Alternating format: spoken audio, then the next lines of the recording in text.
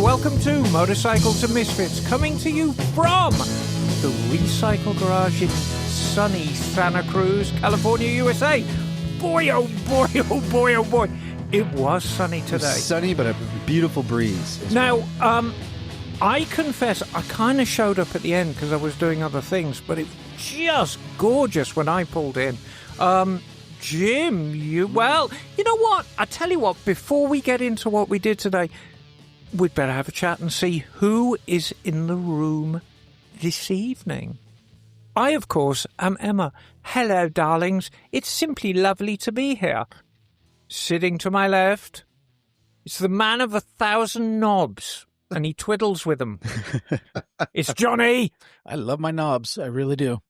And keeping it classy on the classy girl couch, it's Doug. Someone here is an owl disguised as a human. Is it you? Ooh. Hey, right there. I see. Wait, I see what you did there. I do like that you and Emma both have leather pants on, though. So there's some secret society stuff going on. It's the Stanky Leg Society. Yeah, it is. You know, a wee bit yeasty. Yeah. It's bread whether factory. you like it or not. Sitting right across from me, it's Neil. Hi, folks. Aye. Greetings from sunny Santa Cruz. It is. And sitting by his favorite window, letting the stank out. I know. It's Jim. Yes. I am here. I exist. And happy Memorial Day weekend. Yeah, and it is Memorial Day America, weekend. fuck yeah. Yeah, absolutely. You better believe it. And you were here. Who showed up first, Doug or you? I opened up. There you go. Yep. After a run to Farrell's Donuts on the west side, where I got a nice assortment of mixed donuts from Farrell's on Mission Street. And then I bopped over to Safeway, got some bratwurst and some jalapeno cheddar dogs and some good old American Franks. Came down to the garage and opened up. You know, that is a perfect Memorial Day, weekend thing. Grilling, hanging out with friends. Yeah, if I got to open on Memorial Day, we're going to do it right. Yeah, absolutely. And then I kind of sat here by myself with the exception of Scotty and a couple of other, I can't remember her name, the nice young girls that were here. Yeah. They came up early and started practicing braking drills in the driveway. Awesome. Well, yeah. Great. That's what the Misfits is all about. Yeah. Sophie, right? Sophie. Okay, yeah. And her friend. So, as you have all probably gathered, Liza is still not with us, but good news, everyone. Liza's not here. Good news, everyone. Liza is not We here. love you, Liza. We're just She's probably on the plane right now, actually. Oh, is she coming home tonight? Yeah, I think tomorrow. so. Tomorrow. She'll be home tomorrow, so she's probably in the air right now. I would, maybe. I don't know whether she's getting in early or late tomorrow, but look like she has some good motorcycle adventures. It's like an 86-hour flight. 186 hour flight. 186 steam. Yeah, you keep going round and round the planet, until there it is. There's America land down there. I saw that she went to Bike Shed. She went to Ace Cafe. And she went to a lot of places. Yeah. No, that's just the London side of it. But of course, she's been hanging out with Haley. Yeah. Who regular listeners will remember from the Women's Riders World Relay. Yeah, she's quite the hooligan. So absolutely, she's the hooligan. Haley the Hooligan Bell. And Bodget Bell. Bodget Bell, that's right. Bodget Bell, and a biker down to her bootlaces. Mm-hmm. Was that Budget or Botchet? Bodget. Yeah. Bodget Bell. Budget. No, Bodget. Bodget. Yes, okay. Because if there's a butcher to be done on a bike, she'll do it. Yeah, absolutely. So speaking of Britain, if anybody see the MotoGP from Silverstone today? No. Freaking amazing. I'm not going to say anything else. No. But boy, that Silverstone always brings it home. What a great race. Fantastic. Well, I know. Sorry. Somebody out there cares. Okay. No, and I mean, it's good, but don't be a spoiler inside because we want to encourage people. No, I want to talk about. I know we've got a ride report going. This is pretty much going to be a standalone show about our entries for our Insta 360 because we are going to pick a winner today. Pick a wiener. We are going to pick a winner within an hour and a half. However, we've got a couple of things to get through before then. Anything outstanding today at the garage? We have visitors from Modesto. Yeah, we had a Dave crew was roll here, in. and Hector and Dave company rolled in from Modesto area. That's quite a hike to come to the garage. There were a lot of bikes here, though. There were a bunch of bikes. You know, at one it point. almost when I showed up, and I'm the first to admit I showed up very late because I was monkeying around over at the museum in PG again. At 3:30, it almost seemed like pre-pandemic days, with just the number of bikes that were here. It was great. It's lovely to see. It's good. It's nice to see out there. Yeah, and everybody was doing something, and it was all, you Yeah, know. this is the most action the garage has seen for a long time. As far Well, as you know. people actually working on their bike. Yeah. Right. Which is why we're here, strictly speaking, you know, and to hang out with each other. Yeah. There were a bunch, but Doug, you were probably knee deep into stuff as anybody. Because you picked up, what was that, like what's that bike? Oh, tell us about your new project, Yeah. Doug, because it is strange. It is very strange. It's an 86 Cowie 454 LTD, or the, what is it, the NT something? We were trying to figure it out. EN? EN. It's the EN Eliminator. 450. It's the EN 450, and I mean, it is the weirdest thing. It is very weird. Kawasaki belt drive. But That's what threw yeah. us. I got it running and gone through already. It just Sounds great. It just needs cosmetics, so I'm going to bob it. Yeah, but I mean, there is a school of thought that those bikes are so peculiar anyway. You really don't need. You can't make them any uglier. And what No, you can't. I know. What year was it? 86. How much you pick it up for? $600, Dude. and it's titled non-op, so Yeah. Running. running. Yeah, Jake. Well I got done. it from Jake. He already went through did the valves and the carburetor and did the thermostat and coolant flush and everything. So he gave it to me running with a fresh battery. Wow. It just needs the tires and a belt. Yeah, I noticed the tires were a little cracked. Tires are like 20 years old or 15 years old or something. So, Emma, what's up with Kawasaki and this bike and a belt drive? They had too many GPZ motors, and they So, well, no, it's kind of an odd period for Japan because they realized the value of cruisers, you know, but they weren't called cruisers back then. They were called LTDs. And Kawasaki did them, and Suzuki did them, and, you know, Honda sort of jumped on the bandwagon, and Yamaha, of course, jumped. I think Yamaha might have been the first with the XS650. But anyway, in the early days, they were kind of trying to figure out what made an LTD. It's a triangle. It's so high up by the triple tree. It's very short. And has a steep decline towards the seat. And the forks are nearly vertical. It is the most peculiar looking kind of like thing. The geometry is very bizarre. So like the 500 Rebel, the new one? I don't know. The Rebel is far better looking. It is. Far better looking. There was one here today. Yeah. But it's just, it's actually cool because it is so peculiar. I hope so, because I'm going to... Yeah. I hope somebody finds it cool. Well, you know... Running entitled. Exactly, running untitled. And essentially, it is half a GPZ 900 engine. We named it the Tom Cruiser. Because it is. It's Tom honor the of- Cruiser. Tom Cruise's GPZ, yeah. Well Yeah, done. half a GPZ engine. Well played. Yeah. Otherwise, I don't know. Not much heavy duty stuff was going on. Yeah. Scotty put on a steering damper. Tried to. Oh, She got her risers on, though. Okay. Well, that happened. And then, Oh, it's Bagel. oh, hey. Hey. Hooray. Hello, Hello. Bagel. Hi, it's good to Oh, see you, man. it's lovely to see you too, Bagel. How are things in Velveeta? Actually, quite nice. Yeah, a lot of cheese. Oh, yes, always lots of cheese. But, yeah, very spring-like day. And, yeah, lovely out doing some spring cleaning. Oh, have you really? Oh, yes. Okay, we're getting the camera set up. So, I mean, this is of absolutely zero use to anybody who's listening to this on the podcast. But we do actually... Oh, there you are. I went away. I'm back now. We do actually like to look at Bagel when we talk to him. So you've cleaned out your garage? A bit, yes. Yeah, it looks spotless. Yeah, well, this is my shop. There's the shop and there's the garage. I'm cleaning the garage. This is the shop's a mess. Okay. Yeah, yes. Very good. So we were just chatting about the garage today. It was quite busy. we're not quite back to pre-pandemic levels, but it was busier than it has been for a long, long time today. And everyone seemed to be messing about with bikes. Nice. Do you remember those mid-'80s Kawasaki 450 Custom, the cruisers? Oh, They yeah. were very short and very high.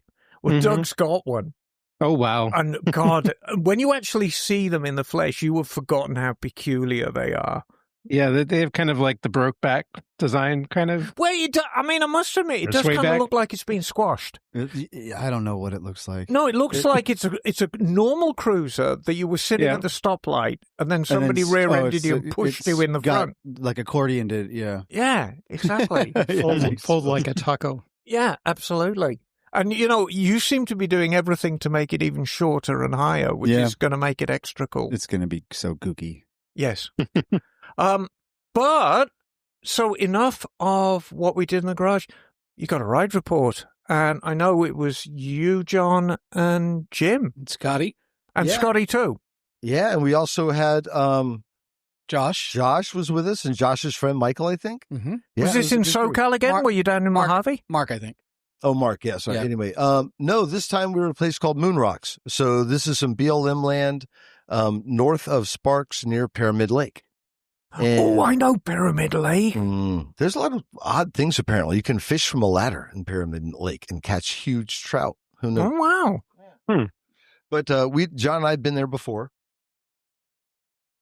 And it was a great trip. So we were there for I was there for, I think, 4 nights. And yeah, just to describe the setup, it's high desert, about 5,200 feet, John, I think we were asking. Yep. So about 5,200 feet.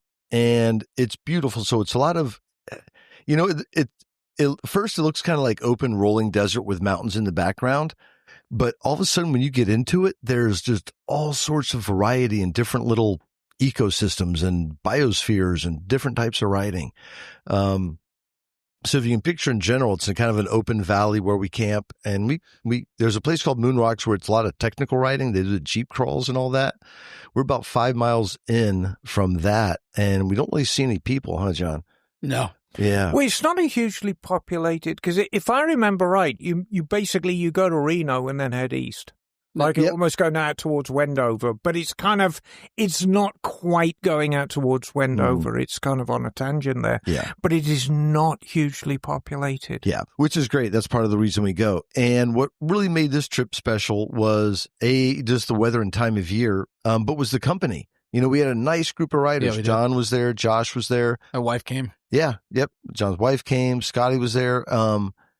And it was just a great group of people, but then capable riders. Like Josh and Right. Scotty are definitely better than I am, Oh, yeah. right? And Yeah, they're great. So Scotty was on the Husky. yeah, the Husky 701, Yep. You were on the Honda Sierra 450, John. DRZ 400. So the good old DRZ. and Josh was on a DRZ also, and he had a KTM 2-stroke he took out 250, also. yeah. Yeah, and what's fun is when when you get in the backcountry, and I'm sure people know, when you're by yourself or maybe just one other person, you're a little more cautious. But when you're with a group, especially like kind of a 3 to 4 person group, Mhm. and you're with people that understand, like I get scared. I'm like, I don't want to do that and get all fucked up, right? But it was a good group to push your bounds with, and I felt like we got to do that a lot because Josh and Scotty are better. So, and the riding varied from open desert roads to sometimes we would start going into the mountains. And you could end up, an example, in a juniper forest where it was single track or Jeep track flowing through these juniper trees and almost like a gray sand type riding. I'm not sure how to describe it. And then you would drop into a valley and we would go through wildflowers and all this other kind of stuff. We had a lot of different experiences. A lot of I'm wildlife. kind of rambling, but I Yeah. don't know. You could check these boxes. We had wildlife. We had Right. hail. We had lightning. We had froze our asses off. We had beautiful warm single track. We had all this crazy Are they stuff. pretty well defined trails? So do you have to look for them, or they're pretty easy to find? Some of them are cow trails that we get on, but yeah, they're pretty much. And some of them are little ravines that get washed out. So we call them snake trails. Mhm. So they're like 4 foot below the surface, that kind of where water flows, but they're neat because they go back and forth and in and out, and it's really fun to ride on those. Yeah, the variety was really cool. So what John was talking about, you can have these flat looking desert with, sage and scrub. but then there'll be these water channels that cut through the desert, and they turn into almost a pump track. So instead of it just a sandy gully wash, about 5 feet wide, about 4 feet deep, and it just flows. So it's almost like you're single tracking on a mountain bike. Right. Second gear and up and down and through these flowy things. And there's something I've always wanted to ask both of you really about this. So we've probably got people listening to the podcast right now that have got some experience on dirt bikes or adventure bikes, thinking, I want to get a couple of friends, head out into the wilderness for a few days. What would your suggestion be, a minimum kit you should take out? Let's say there's 2 or 3 of you want to go out and make a weekend of it, long weekend. So there's on the bike kit, and then there's camping kit. No, I was going to say, define it. What would you need to do a trip like yours for, say, 2 or 3 days, couple of mates, to make sure you keep yourself fed, keep yourself safe, keep yourself fed, keep shelter over your head? So let's assume you set up a base camp like we do, because if you're dirt bikes, you're probably going to trail it in or throw it in the back of your truck. Right. Now, were you doing a tent each? Are you sharing? No, we're not sharing. Right. Yeah, a tent. Everybody brings their own place to sleep. Everybody brings their own food. Everybody brings water and wood. Well, probably the best way to think about it is most people have backpacked. You're basically, you're kind of backpacking. Now, if you're camping off the bike, then you're lightweight backpacking. Yeah, it's pretty hardcore. Yeah. But what we do is like John said, well, I'll throw the bike in the back of the pickup, drive out there. So I bring a cooler. I have a tent that fits in the back of the truck. So I would think about it just, if you've been backpacking, think about just backpacking. But there's some things in particular that are kind of nice to have.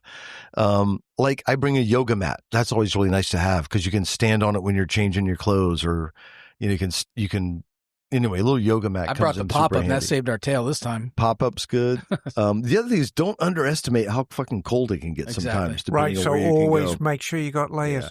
I mean, at the end of the day, it's water. It's water and gasoline, no matter what you're doing.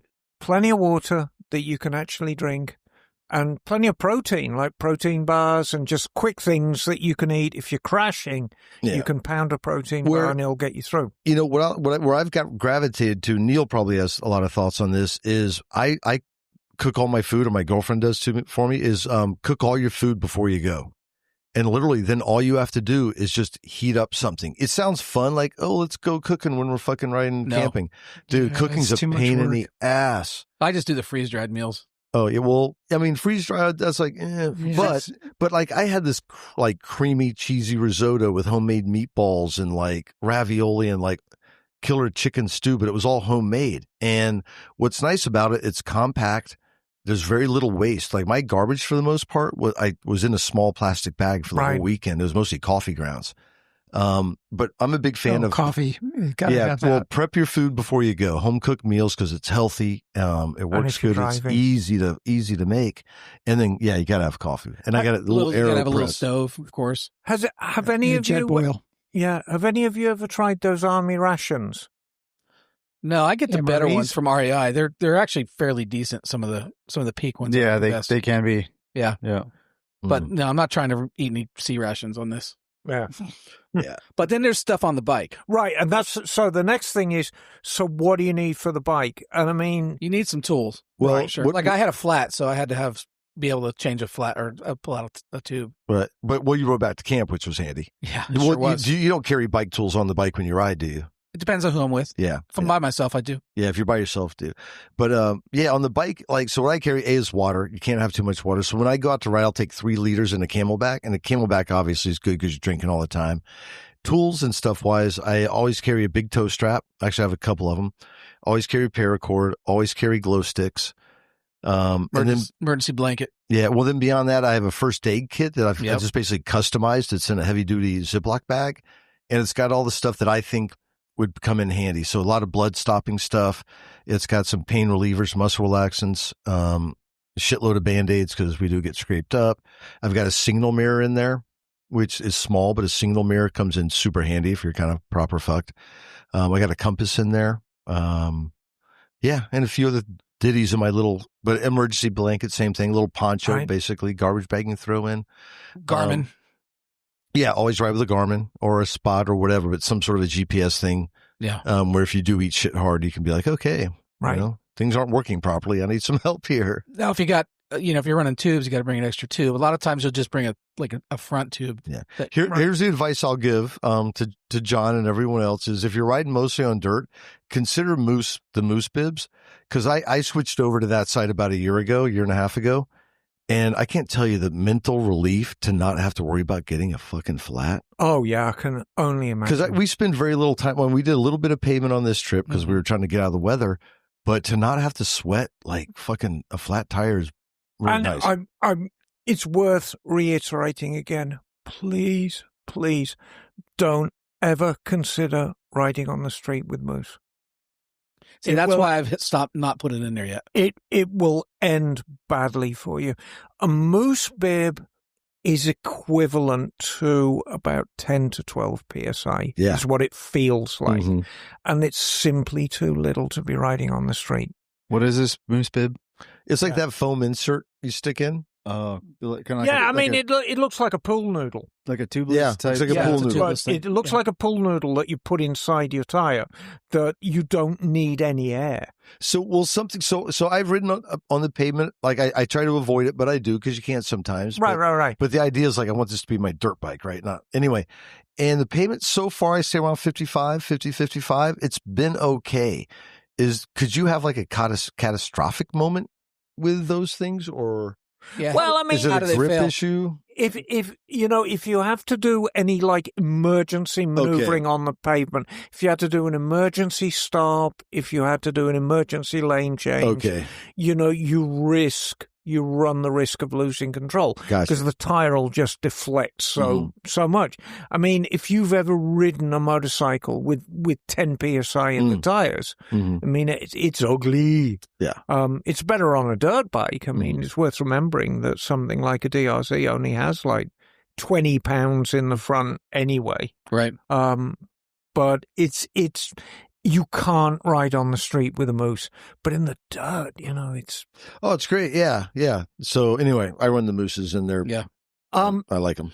But you see, and if you're putting together a package for your own bike, think about what your bike needs. If your bike has tubes, you need tubes. You got to be able, as John says, at least a front. Got to be able to inflate them too. Yeah, you can carry as much slime and as much CO2 cartridges as you want, but you're not going to inflate a blown-out tube on the trail with those.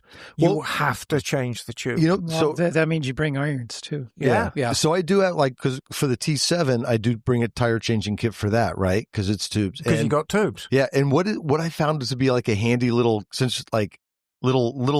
thing to consider, top tip maybe, is a cheater bar. So I found some of that, that square tubular metal with the holes in it. So it's super lightweight. I cut a piece off about 10 inches and it fits in perfectly with the tire tools. So when you're going to unloosen axle bolts and things like that, it's a bitchin' little cheater bar. So perfect. Great plan. But it fits in with because I think I've got 3 Motion Pro tire tools and the other shit in there.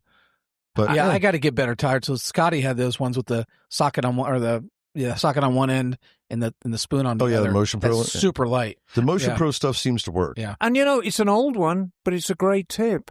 If you have a super tight rear axle, if you've got a socket on it or a wrench that goes all the way around like a box wrench, put it on, stand on it. Oh yeah, there you use your own body weight to undo it. Works every time. So don't be shy about that. So you were out there for 4 days. Yeah. So we'll just share maybe a couple of stories. Okay. Yeah. I had to look at John. So I have to go to confession on Sunday. So it was fun because I would define this trip as you didn't know what was around every corner. Yeah. And, because we were looking at maps, we all nerd out on all the maps and Gaia and all that kind of shit, but you don't know what it's like until you're actually there physically. You don't get the elevation. You don't get the conditions of the soil under the dirt and whatever it might be. And so, for example, we did have pronghorn come through the campsite one night and, which are cool, like these big antelope looking things. But from riding, the one day that I remember, it was a good full day of riding. We left camp and there was going to be some weather coming in. And it said just a little bit of a chance of light rain. So no big deal, right? No big deal. And our route, we weren't terribly far from camp. So at most we were maybe 15 miles from camp, right? Which isn't terribly far. So our plan was to go through some valleys, see some wildflowers. The wildflowers were amazing. They were popping everywhere. And the best way to see wildflowers, I'm telling you, it's motorcycles or a horse. Because where we go back to, that's about the only way you're getting back to these places, right? But on a motorbike, it's not hard. It's easy. It's just kind of funky. So we're going up around, kind of curving around the edge of this big, huge valley. So we go through a bunch of wildflowers, a bunch of washes, and we start seeing some weather coming in, and we were talking like, okay, a little bit of rain, no big deal, make the sand better, bit more tacky. And we started climbing in elevation. So we were camping about 5,300 feet, probably got up on a ridge line at about 6,000 feet. But on the way there was one of these juniper forests. So you've seen beautiful. it. Oh my God. So nothing but juniper trees, like a gray moonscape kind of dirt underneath it. And that was kind of it. But it was really grippy. It wasn't like a silt that was really slippery. Everything was super grippy. And everything was kind of washed out with ruts. So it was super flowing going up through this forest. And we pop out of the juniper forest on this ridge line. And then you can see the dark clouds kind of, we're getting into it, right? We're like, all right, no big deal. There's no lightning or anything. So we're cool. And we start riding a little bit further and gets a little bit of moisture starts coming down, getting wet, but it's not terribly cold. Then it starts hailing. And the hail was actually kind of cool because we're in helmets. Sure. And it was better than rain because you're not getting wet. And how often do you get to ride a dirt bike in the hail at 6,000 feet in the desert? So the whole thing was kind of surreal, right? On this kind of top of a ridge line where it dropped off on both sides. Was it just melting when it hit the ground, or did it pile up? Or it didn't pile up, so I think it was just melting or that kind of thing. Not that cold up there. Not really. And it was kind of just brief and intense. And it got so brief and intense that John was in front of me. I was sweeping. Josh and everybody was in front. And all of a sudden, to our left, off this ridge, like you could reach out and touch it, was like a nuclear explosion going off. Lightning and thunder, like, doosh. Oh, shit. So, yeah, it was a flash. About 2 seconds later, the thunder hit. I saw John look sideways, and he kind of went down. Well, I went into a sagebrush. Yeah, John's like, I'm getting low. I'm going to get low into the sagebrush. Didn't plan to, but it happened. Yeah.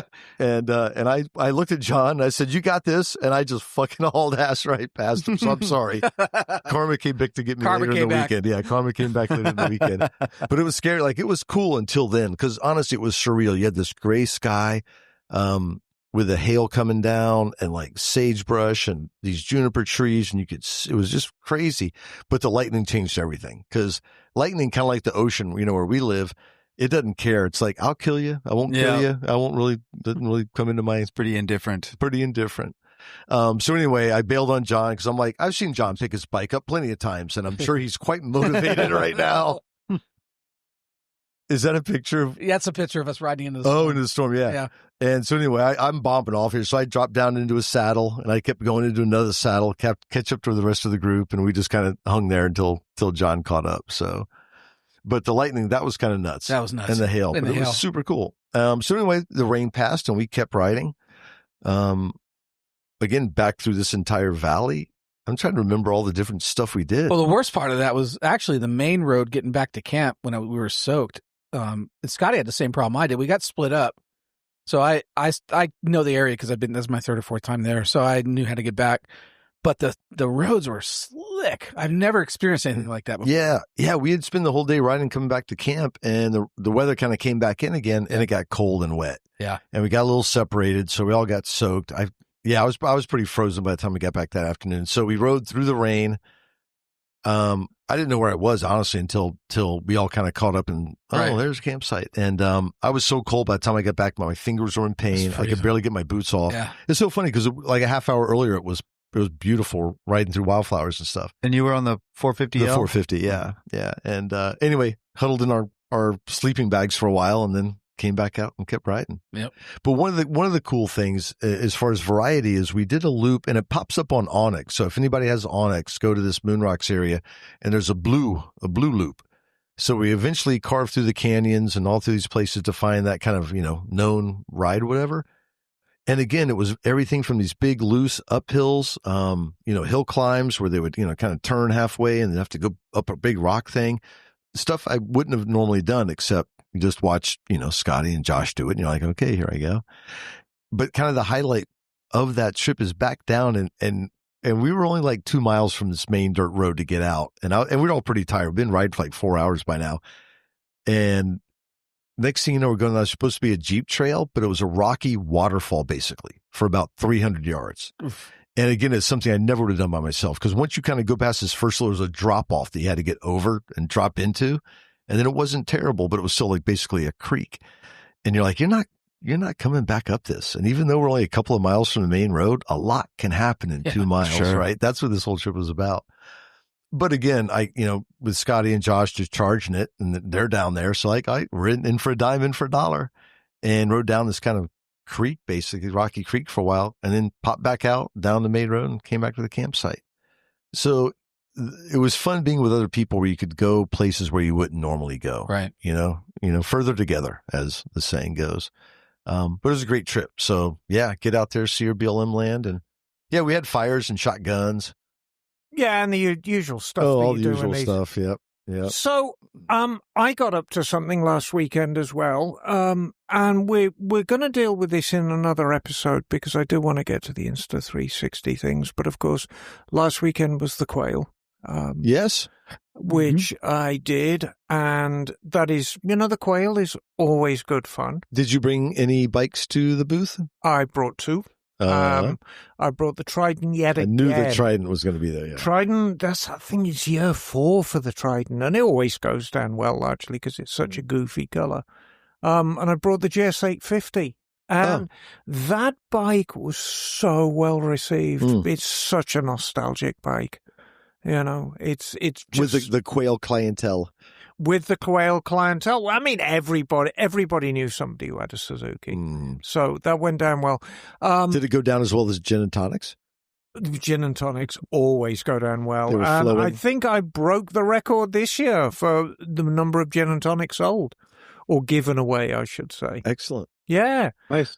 And then, so no, we'll do a standalone episode about the quail, because I think it warrants its own thing. You did the DGR too, right? Yeah. And, Oh, really? Yeah, I packed up at 4:00 at the quail and then dashed down to San Luis Obispo. Oh, okay. With both bikes in the back of the truck, and did the DGR in San Luis Obispo, and that was great as well. Do they get all dressed up and do it right? Yep, they do it right. Very, very good friend of mine, Jason, who's been doing it really since year 1. I would imagine some nice bikes pop up down there. Oh, yeah, there were 2 Vincent Black Shadows.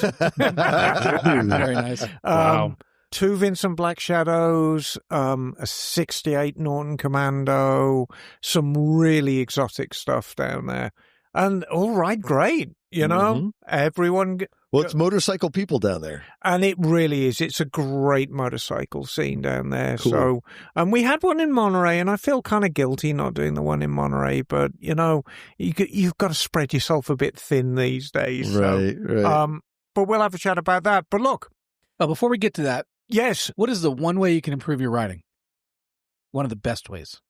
Take Training, darling. Take a class, anti-anxiety baby. meds. So, Pacific Motorcycle Training, our friends over there just wanted us to announce That's Craig Zilla, no less. there's a 20% off code for the Misfits for their 5th annual Endless Summer Motorcycle Training event. That's July 16th through 20th at Laguna Seca. It's the same around the same time that Moto America will be there. So if you're into training and you want to take some, I think they're running everything from beginner to advanced that week. Make sure that you take advantage of the 20% off. The code is Misfits20, and you can sign up at pacificmotorcycletraining.com/Laguna Seca. There you go. Awesome. So, I just picked up a pair of gloves from Craig. I know he's got some nice gloves. I did too. yeah. So, just do. Craig, we've known Craig forever. Pacific Motorcycle Training, they do such a good job. Mm-hmm. And the Endless Summer program, it doesn't really matter what level of riding you're at. You're going to find something of benefit. And you're at Laguna. Yeah, I mean, you Right, can't go dude. wrong. Yeah, Moto America. And yeah, it's such a good scene when you go down there. And you can because eat they've at the got- Baja Cantina. Yes, because you can get lunch at the Baja, then you go to Laguna Seca, and you're taking all the racing. And Pacific Motorcycle Training, they're set up by a parking lot, and you can do what you need to do with the training. It's a very, very good scene. So, God, it seems like a long time ago, didn't it? Liza herself remember who she is, Mm-hmm. before her trip, announced that we would be giving away the latest Insta 360 camera. V5. Yep. The latest and greatest for no money whatsoever, not even postage. And all you have to do in order to win this fabulous prize that is so valuable, you'll have to declare it on your taxes for 2026, is write us a story about an experience you had in the past that warranted filming and you wish you'd have had a camera with you. And we had a really, really good response. I think we've had 20 that we can use at least. And so I differ slightly from Liza because Oh, really? Just a little bit. in my approach to the show, and if you have taken the trouble to write in, we're going to read it. And it's as simple as that. So we are going to read all 20. And I've divvied it up. Buckle up. Yeah, so buckle up. Remember, it's about the content, not the delivery. Right, exactly. Yes. Pay attention to Exactly. the content because So, I can't tell a story for shit. So. and that's okay. So we are going to listen to them, and then it's going to be really off the cuff. We're going to pick a winner tonight out of the entries. So, I don't know. Let's start with you, John. All right. Get cracking. Get cracking. Everybody get comfortable. Get you some popcorn. Are you sitting comfortably? Pitter patter, let's get Now at her. we'll begin. This is from Stephanie from Bikes Built Better. Hey. Hey, Stephanie. Hello, Misfits. I have 2 riding incidents where I wish I had a camera on board, especially one of those 360-degree ones. Number 1, my husband Todd and I were riding down a twisty wooded road in the Pocono Mountains. I was in the lead on my Buell S3. Todd was following on the flat track Sportster that he had built. Pennsylvania. Yeah, Pocono. I did a quick mirror check to see if he was okay and looked back New York. on the road ahead. Deer! Pennsylvania. Are you guys done? Sorry. Sorry, that's fine. An empty road at a moment before was transformed by a doe, apparently beamed from the Enterprise when I did the mirror check, which launched me into the air directly at me. I got on the brakes. The Buell had plenty of those, braced for impact. The deer's leap carried it over my outstretched arms. Its left hoof shattered the Buell's windshield, and the right hoof clipped my forearm hard enough to leave a bruise. I'm glad I was wearing a full-face helmet, or I would have got some fur caught between the face shield and the helmet. I brought the Buell to a shaky stop, got off, and threw up. The deer disappeared into the woods, apparently unharmed. As they do. The second incident, Todd and I had been riding all day near Woodstock, New York, and was trying to get home to our Long Island house before it got dark. That was not going to happen. It was November, and the sun was down by 4:30. I was so tired, I was literally falling asleep as I rode down the New York Thruway. I started singing, punching myself on the thigh, opening my face shield until the cold air made me cry, but it wasn't enough. Just north of Poughkeepsie, I fell sound asleep at 75 miles an hour and rear-ended a minivan, from Canada, which had the audacity to be traveling a mere 55 miles an hour. My FXRP, which you saw at AMA's Vintage Days last year, bounced off the minivan bumper. I was instantly wide awake, and I could feel the bike was very unstable. Front forks were properly bent at that point. I started to ease off the throttle, getting ready to slow and stop the bike very carefully when the driver of the minivan freaked out and nailed his brakes. My FXRP slammed into the back of the minivan again, and this time we hit hard. I flew over the windshield, smashed my helmet into the back door of the minivan, and saw nothing but static and snow for a while after that. I think the happiest moment I'd ever had was when I woke up lying face down on the road and realized I wasn't dead. Ooh. Needless to say, none of us got home before dark. I spent a week in the hospital in Poughkeepsie with 7 broken bones, and the FXRP was back on the road 4 months later. Thank you very much. Wow. Good Lord. Thank you for the entry. Yeah. That was That's that was kind of crazy. scary. I liked it up to a certain point. Yeah. Yeah. Doug, let's rip. All right. This is from Blake Lee. Howdy, gang. My name is Blake, and I wanted to share with y'all my story of me picking up my first street motorcycle. Hey, Blake. My 2023 KLX 300 Supermoto ! I grew up riding dirt bike as a kid. My dad got me a 95 XR80 for Christmas. Best gift ever, so I had the itch and always wanted a motorcycle. I must have drove my girlfriend crazy for the 7 years we were together. It's all I talked about. And finally at 37, I had saved up enough to get my first real bike. I knew I wanted a dual sport or an SM. I saw the KLX 300 SM on sale up in SAC and pulled the trigger. I borrowed my then-girlfriend's van and she used for her dog training business, fully equipped with leashes and crates, and headed to SAC from Oakland. Local. Only stipulation being that she needed her van back that afternoon and she was in Guerneville. I know where Guerneville is. Do y'all know where Guerneville is? Yeah. I do. Yeah. I've been to Guerneville. I've been there to drop off the van. Still pouring. When I arrived, I realized that I was going to have to unload this 300-pound bike with no ramp by myself in a downpour. I thankfully found a small pallet near a dumpster to use as a ramp. The tiny Ford Transit van is just big enough to fit a bike, but just small enough to not be able to stand up or get any leverage. So after straining my back and slipping around, I finally got that sucker out of there. Only thing to do now is ride it back to Oakland. Mind you, I hadn't ridden a bike really since I was a teenager and not much experience on street or in the rain, and didn't even have my motorcycle license. It's still raining as heavy as it had all day. As soon as I pulled away, I was soaked head to toe. I didn't care because I was too concerned with how the bike was handling.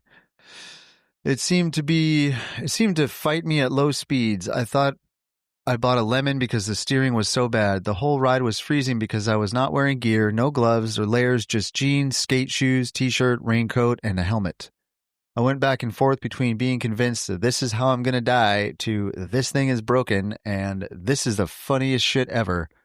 3.5 hours later, because I was too scared to take the highway or the Richmond Bridge, I luckily made it home with my very own motorcycle. Turns out a lot of the 2023 KLX 300 SMs came from the factory with steering stem tightened down all the way, and that's why it felt like that. Just had to back the nut off a bit and it was fine. Terrifying first experience on a bike that I adore and have since been on many 3-hour plus wet journeys and plan on many more. Hopefully cruise down to Santa Cruz to see you all soon. Anyways, that's my story, and I wish I had a Insta 360 to film my reaction. Sorry if it was too long. Tra-la-la-la. Cheers, y'all. Love the podcast, by the way. Thanks, Blake. Yeah, what a great story. Nice. Tra-la-la. Neil? Local guy. Go local. nuts. So Patty from New Jersey writes.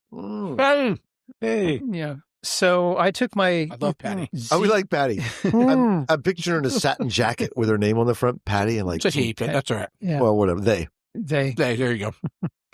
So I took my ZX12R from New Jersey to Key West. I flew along at supra legal speeds and had a fabulous time. Somewhere around Atlanta, I noticed a BMW M3 knifing around behind me in lightish traffic. We were in Georgia where the only elevation was on and off ramps. It was flat and straight, and I had clear sights. I rode the fastest and hardest in my life on a public road. After almost a full tank and triple digits, dodging traffic and being a menace, my self-preservation kicked in and I realized I can't do this and it will end, and I can't keep doing this or it will end in tears. this is Atlanta. Atlanta. Atlanta's nuts. Yeah. I got family back there. No, it's crazy back is there. The crazy. roads. Yeah, Mhm. bad as There this too. here, it's crazy there. Yeah. As I crossed the highway, there was a Georgia Highway Patrol on the bridge with a speed gun facing north. I'm screwed. He looked at me and smiled. Ah. I fueled up my bike with shaking hands. No cops. So I gently get back on 95 South. There were 2 patrol cars on the ramp just waiting. They were fishing. The guy on the bridge was just calling out the biggest fish. No one pulled out behind me. About a mile down the road, the BMW was pulled over and there was no one in the car. I'm sure he was led away in bracelets. Ooh. I kind of wish I had that on camera since that shit is not happening again. My shenanigans are left to the track now, but damn, that was a wild day. That's Wow. pretty awesome story. Mhm. Love things like that. Jim, you're up. All right. I don't do accents often, but since it's a good old boy, we'll give it a shot here. All right. This is We all love right. doing accents. I Don't know, we? right? Hey, y'all. Trey Dog writing in from the sunny side of Nashville. I heard y'all were looking for some stories when the Misfit Collective would have killed for a fisheye lens view of, I swear on my mama, world star worthy moments that weren't caught on tape. I'll be honest. I gotten away with more than my share of Code Brown chaos, you know what I'm saying, Doug? From dodging loose cows on two-lane blacktop while riding through literal hail. We're talking Old Testament hail, son. To catching rogue sheets of ice through the windshield of our Jeep. Been a wild ride, but I can safely say that October 2020 takes the #1 spot on my short oh shit list. Well, my God, it was like fires and COVID in 2020 around here. Yeah. Around here, Hold on. Yeah. around here. To set the scene, 'twas gorgeous 48-degree fall morning somewhere outside BFE, Tennessee. I just let my chiropractor, a.k.a. meth dealer, when she cracked my back like a pack of dollar store glow sticks, y'all. I was feeling 2 inches taller where it really counts. That might be a happy thing. I don't anyway. Mr. Happy. Mr. Happy. I think we have to go visit Nashville. I'm cruising to work on my very naked MT-09 bundled up and agatted in a hoodie under my summer mesh Joe Rocket jacket and some other stuff. All was right. I'm passing through a holla. This is my favorite part. He puts a double asterisk, which means I have to check the reference. I'm like very highly educated in Tennessee. They are. A holla, if you didn't know, is an Appalachian regional usage of a holla, refers to a small sheltered valley, often with a creek or stream. Good for moonshine manufacturing. Mm-hmm. All right. So anyway, as a seasoned rider, I started running through all my options as I checked my mirrors to make sure I wasn't going to get tattooed from behind as I slowed. Because he got tattooed from behind in prison. It wasn't very much fun.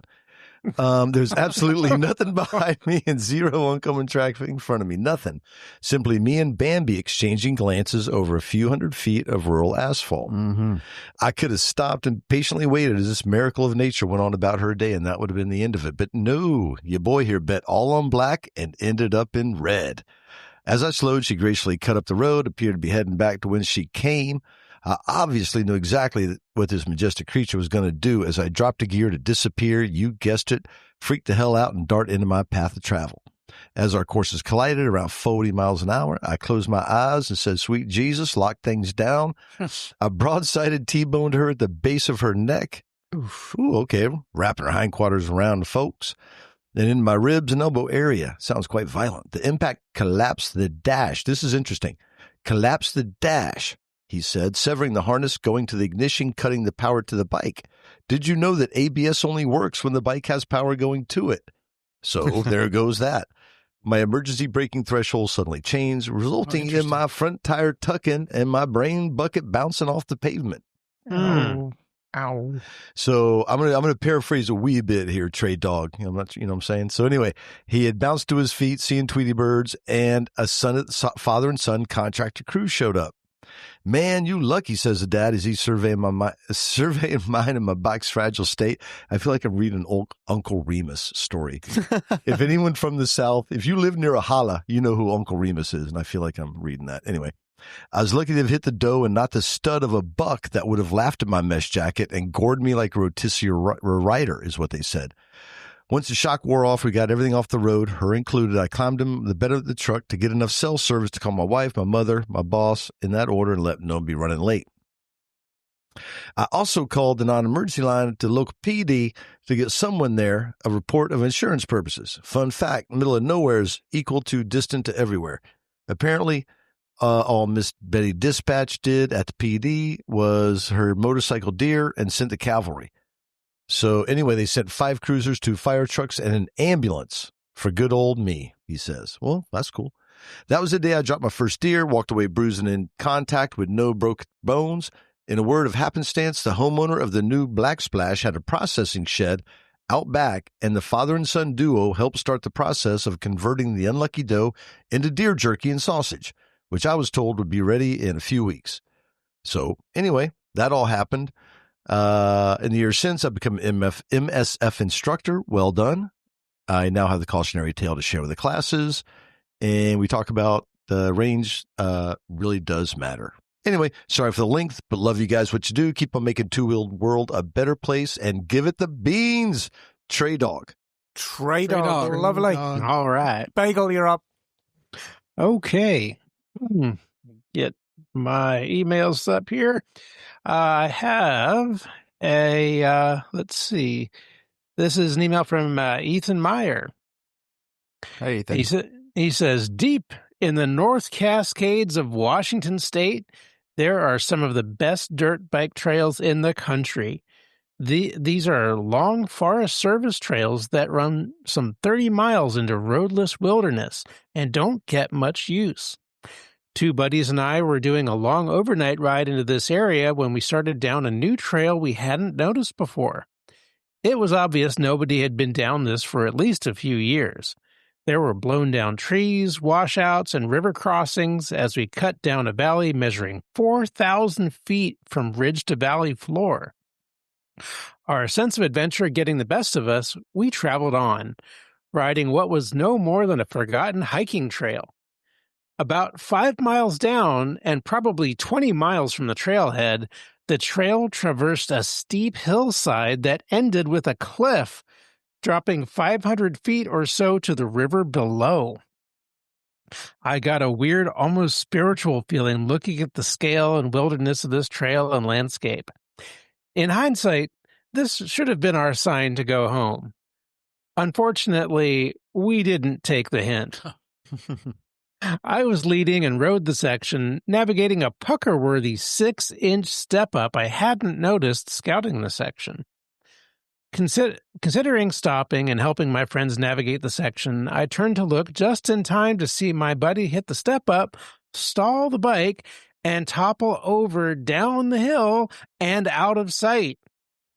Of course, I thought my buddy was actually dead, but in a moment worthy of Looney Tunes, he ended up catching his bike's wheel right before he and the bike tumbled off the top of the cliff, held back only by a fallen ponderosa pine. Oh, wow. It took 2 hours. Yeah. Right.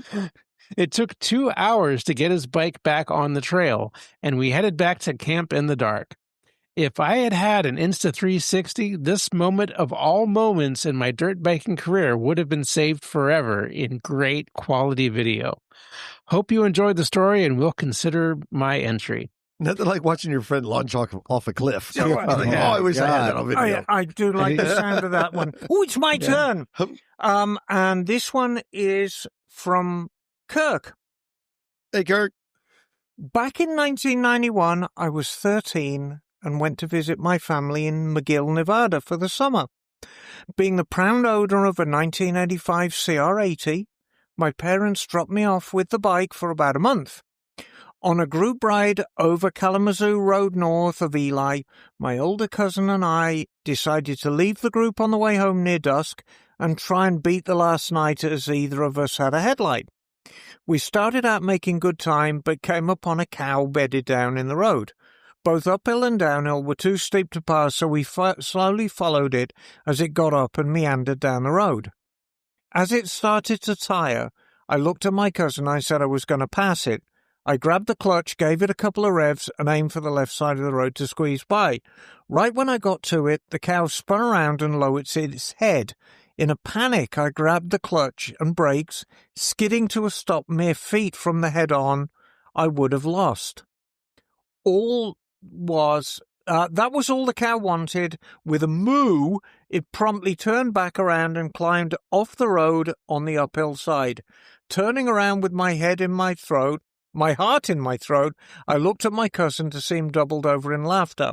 We made it back to the truck without further incident, but it was the one time I would have liked to have had a 360-degree video. Yeah, any encounter with a cow is going to be funny. Right, carrying on round the room, John Air. Actually, I don't have one. So I've got another regular email, not with this. So we'll go to Doug. Yeah, go straight to Doug. You want to read this long one? Not really. Okay. This is from... You can paraphrase. This is from Jim.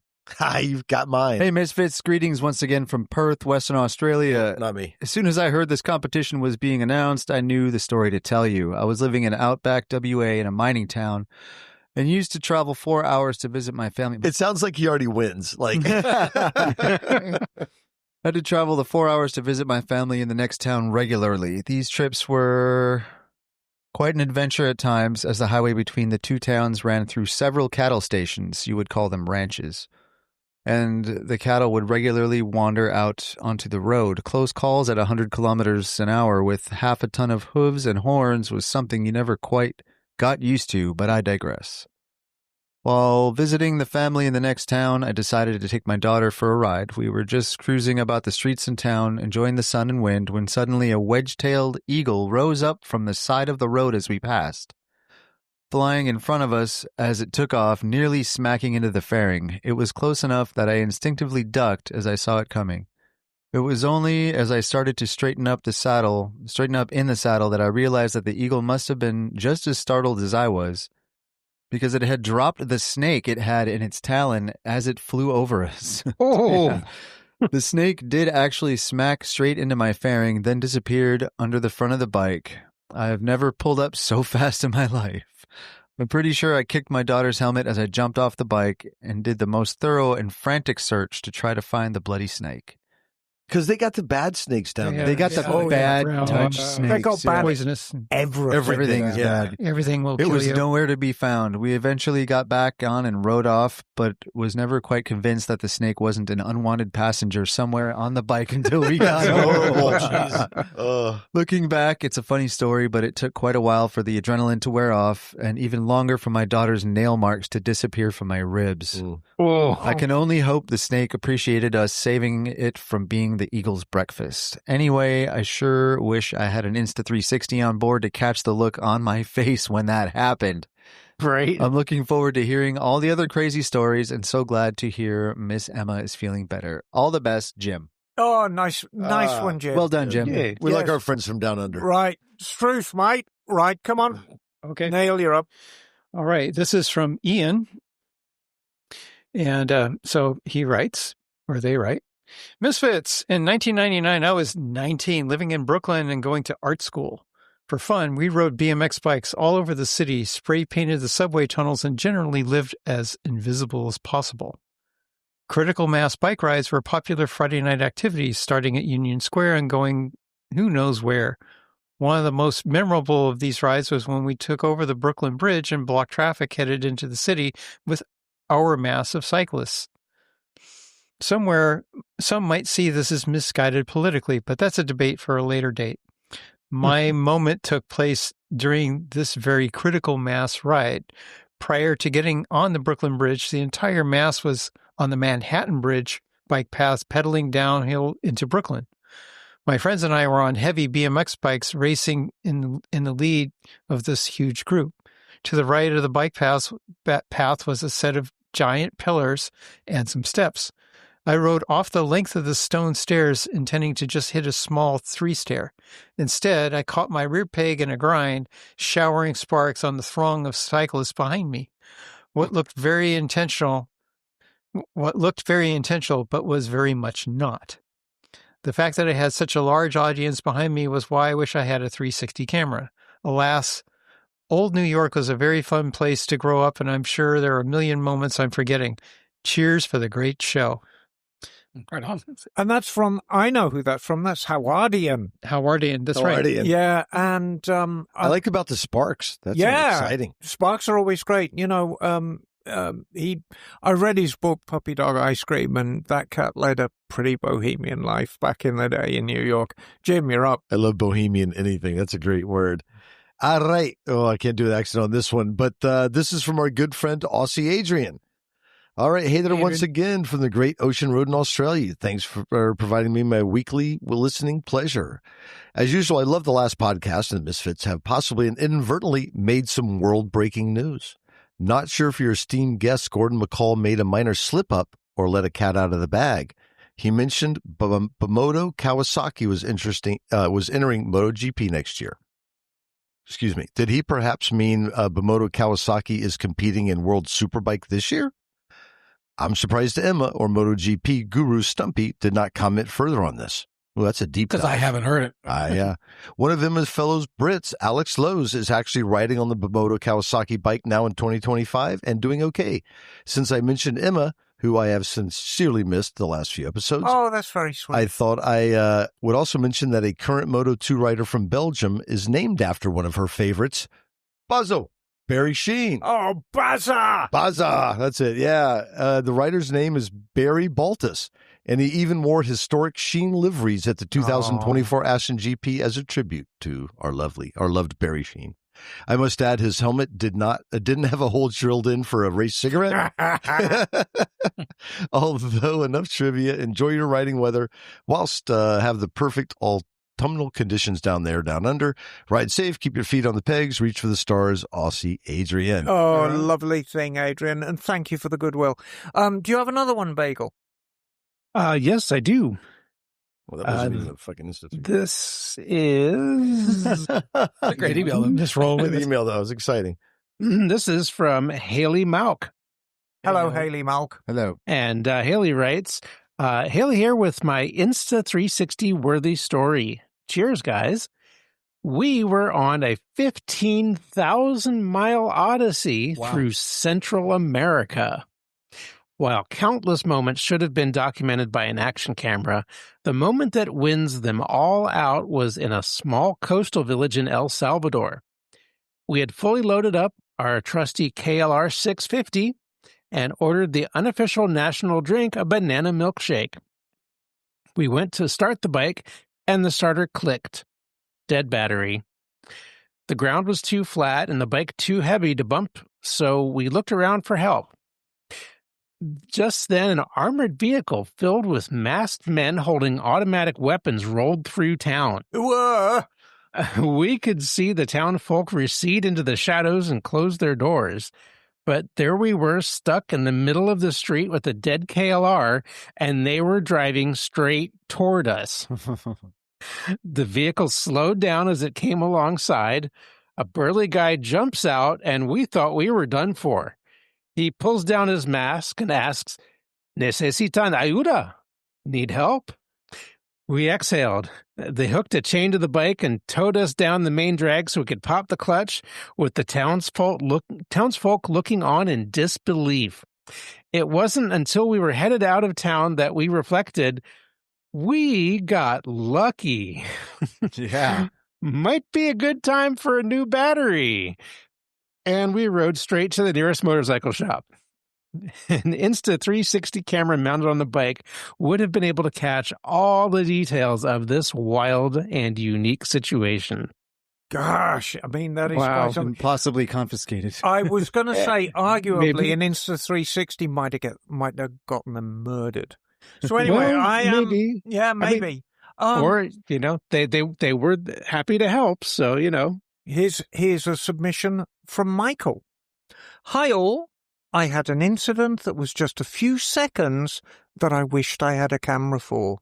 This was a few months after I'd started riding, and I wasn't exactly a natural rider. A few weeks before this, I ran into a parked boat. Anyway, I'm commuting in the morning, and traffic is pretty bad that day. I'm on a state highway between towns on a shoddy CX500C. Driving past an apartment complex, an Audi suddenly pulls out right in front of me. I tried to brake hard, and the rear brake locked and the front brake didn't. The Audi heard the ungodly screech and slammed their brakes and blocked the entire lane. Somehow, As they do. I ended up skidding sideways, turning into the skid with my left foot out like I'm flat tracking. Oh, well done, Michael. Mm-hmm. I stopped perfectly perpendicular in the lane, rubber side down, 1 foot on the pavement, and close enough to smack the car with my hand. For about 2 seconds, I was a goddamn ninja.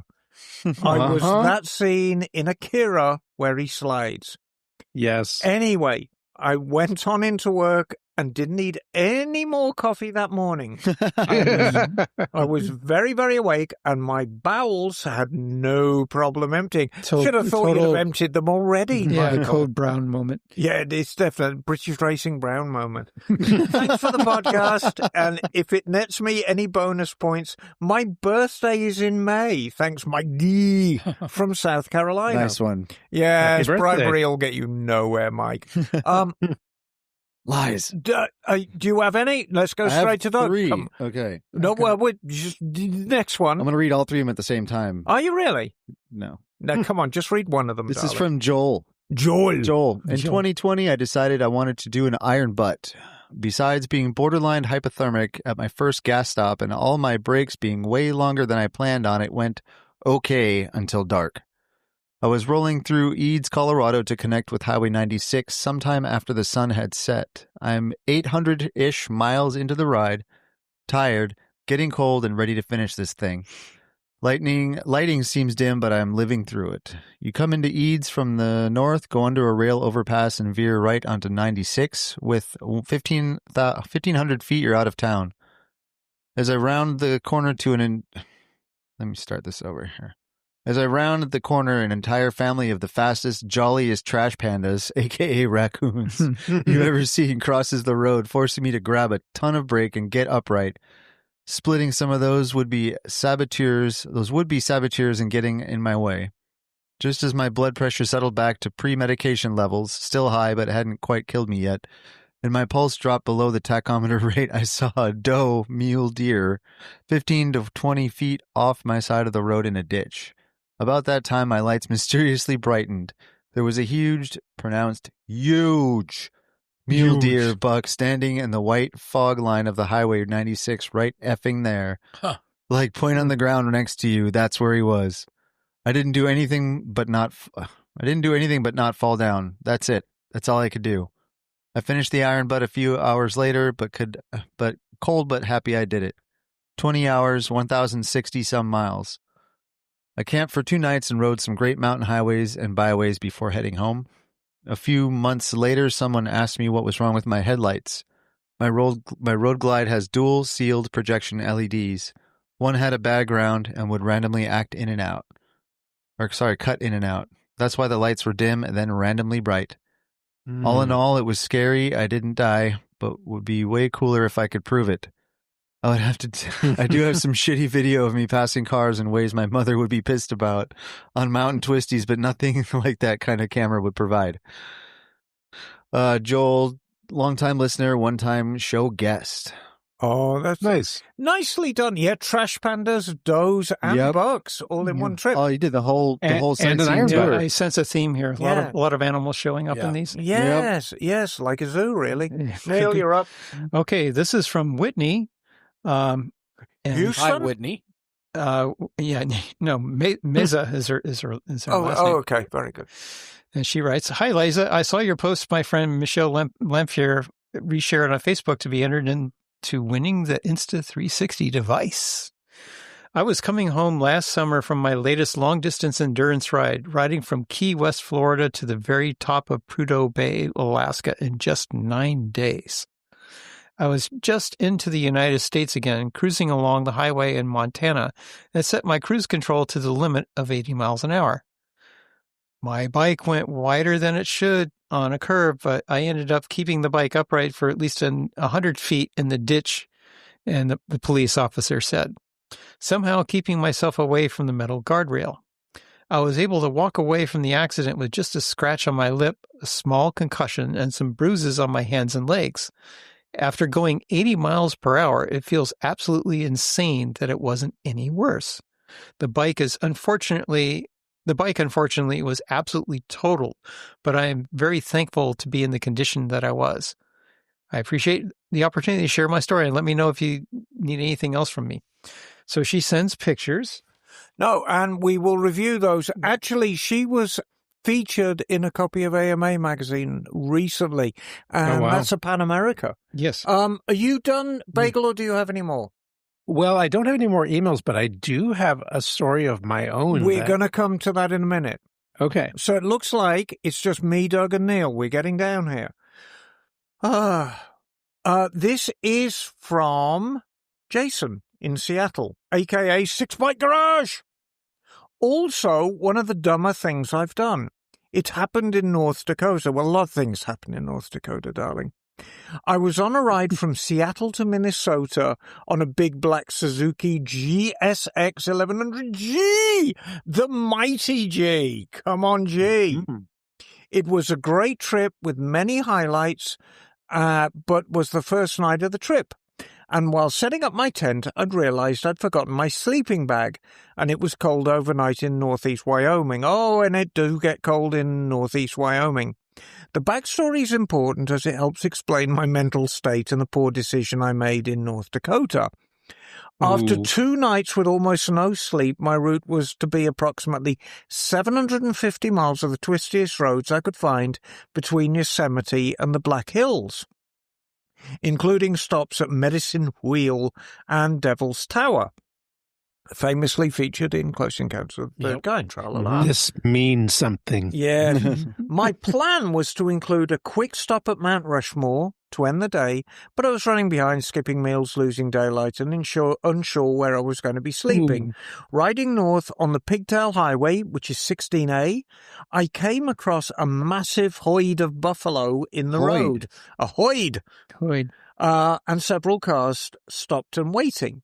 They weren't moving, they were just hanging out. I could have been stuck there for God knows how long. The cars, not the buffalo. As I started making my way up to the front of the queue in the left lane, I saw one car at the front slowly picking his way slowly through the herd.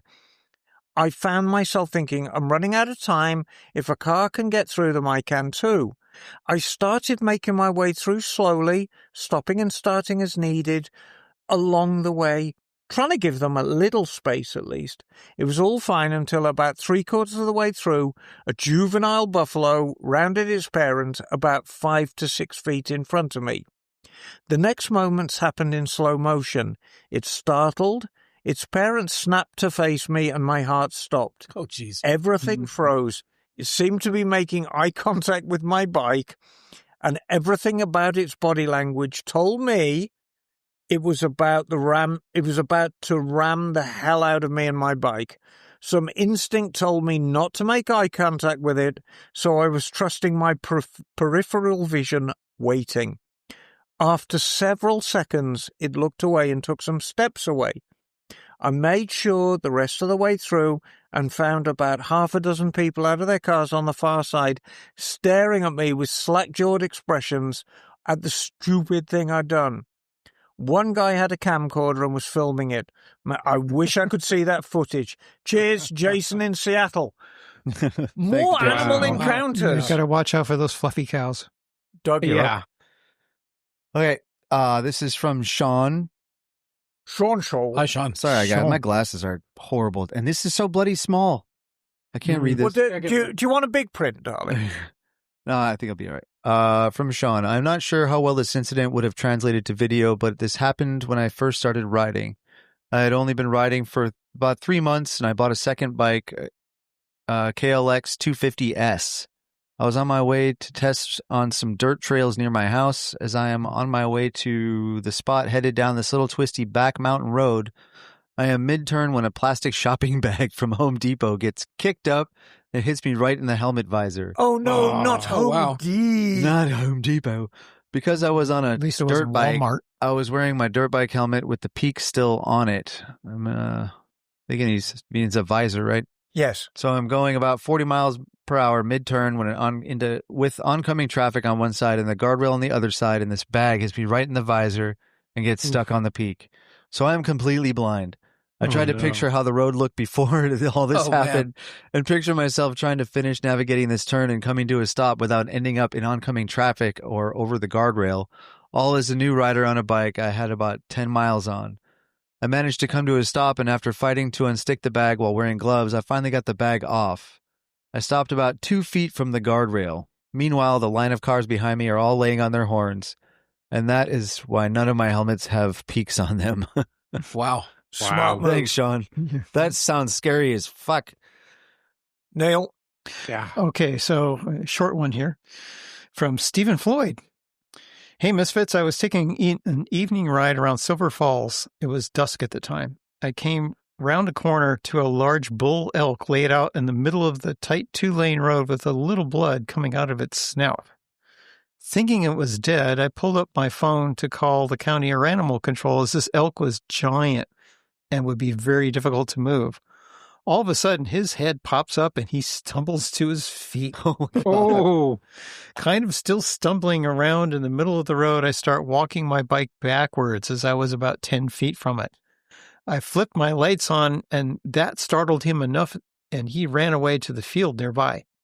Continued on the ride from there, and saw that there was a Jetta with a really messed up front end at the end of the parking area. Mhm. Have a great day. Cheers, Steve. Nice one, Yeah. You Steve. know what happened there. Yeah. We're gonna come to you, Bagel. okay. So Ike from West Texas here, sounding a bit like Luke Wilson today. If Bagel needs inspiration, very very short story, Miss Moneypenny, and not that great really of a time. I would have loved to have video evidence of something on a bike. One time riding down a state highway, a pickup pulling a really long trailer pulled out in front of me to turn going the opposite direction. I was going quite fast at the time and applied full brakes safely and was considering laying it down. However, as I squeezed the rear brake, I unintentionally locked it and managed to drift the rear tire and go around behind the trailer, missing it by inches. Ooh. I bet no one I've told the story to believes I actually drifted an 800-pound cruiser. Also, while riding today, a little child in an SUV waved to me and Will it it made my drift? day. Oh. Nice. All right, gang, that's it for me this time. Still love the show so much, love the amazing interviews you all are getting. I love the travel stories with which I can live vicariously through you and still love motorcycles. Y'all keep out of trouble, but stay nasty. Peace out, fuckers. P.S. Jim, put your pants back on. Well, I don't know. Anyway, thanks, Ike. John, Yeah. get reading, buddy. Okay. This is from Goofball McKay? Whatever. It started out on a trip to Jackson, Mississippi with the motorcycle club I was riding with at the time. We were headed to another club's anniversary party, followed by a lead car of people from another club from our area. Traffic was heavy. It was a typical Sunday afternoon, and the interstate was hectic. As we approached a split in the road, the car leading us swerved right, then abruptly back to the left. That quick move caused the group to split. Some went right, some left. I managed to swerve left just in time, which turned out to be the correct path. A few miles later, the lead car suddenly decided to take an exit, cutting across lanes and leaving the bikes behind us to scramble through traffic. I tried to follow, but I didn't make it over in time. No other option. I shot across the road, speeding through grass and gravel at about 60 miles an hour. My tires are already worn out, but still viable, something I've been planning to fix after the trip, so I was fishtailing hard. Somehow, I held it together, hit pavement again, and rolled up to the spotlight in one piece, shaken but still upright. Saved it. Saved it. Dang. Nicely It's a good done. day. A good day indeed. Doug. All right. This is from John, Johnny. Good name. Tony. titled Bear Snack Delivery Service. Oh, I like the sound of this. In 2005, along with 6 other bikes, I rode from California to Alaska and back on a KLR 650. Yay, It was a KLR. fantastic trip filled with many adventures, but one such adventure stood out relative to all the others. Often the group would spread out with miles between us as we rode along so that each person could ride their own ride. One beautiful afternoon, while riding through the never-ending forests in the Yukon in Canada, I cruised along with only one other bike in sight. It was about a quarter mile ahead of me. This was a bright yellow Suzuki V-Strom 1000 with 2 riders. No other bike in our group were behind me.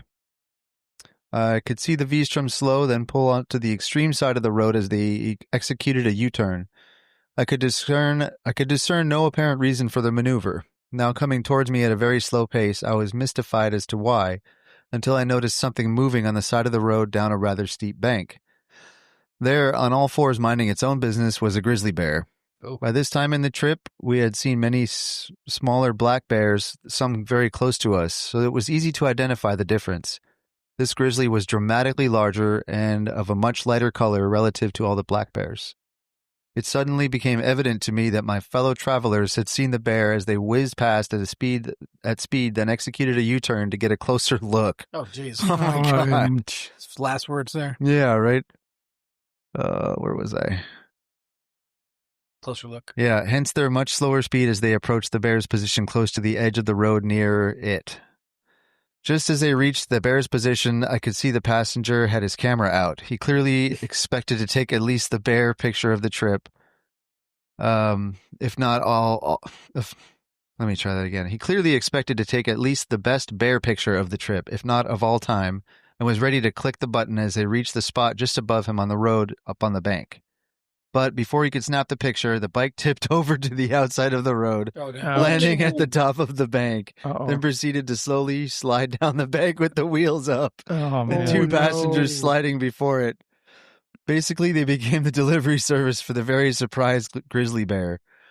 2 humans ready to eat delivered.